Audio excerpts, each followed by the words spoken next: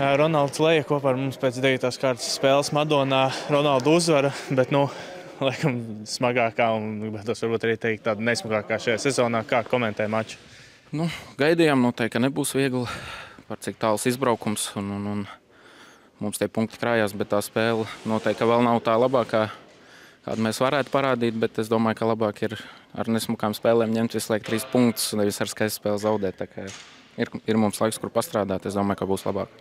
Jā, to pašam arī diezgan sausa sezona. Tagad 2 vārdi šajā mačā. Kā vērtēja savu individuālo spēli šajā spēlē un sezonas sākumā kopumā?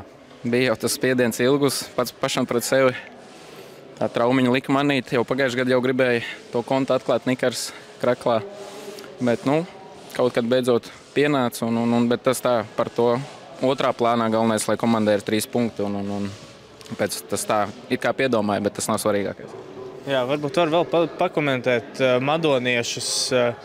Kas varbūt bija tas, ja tu vari izcelt kaut kādas 2-3 lietas, kādēļ mačs tik grūti izvērtās? Vai tā bija sarkanā kartīte vārdsargam vai vienkārši neiesākāt kaut kā pareizi spēli? Kā skaties uz to?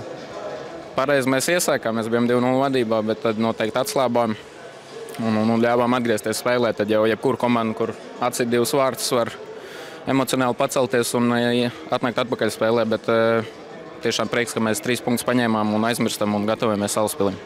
Jā, beigās vēl arī par atmosfēru. Laikam Halē grib paprasīt, šis mums 3. izbraukums. Esam bijuši pie Beitera, pie parka, kur arī mūsu izbraukuma spēles ir bijušas skaļas. Šodien bišķiņ tāda varbūt seju kā treniņu spēlē. Tas kaut ko emocionāli izmainīja mačā vai to tā nejūt? Es domāju, ka tas mums neko nemaina. Protams, Kuldīgā patīkamāk spēlēt, ka 700 cilvēku dzen uz priekšu, bet es domāju, ka mums tas neko izbraukumā nemaina, ir jāparāda savus sniegums ar faniem vai bez faniem.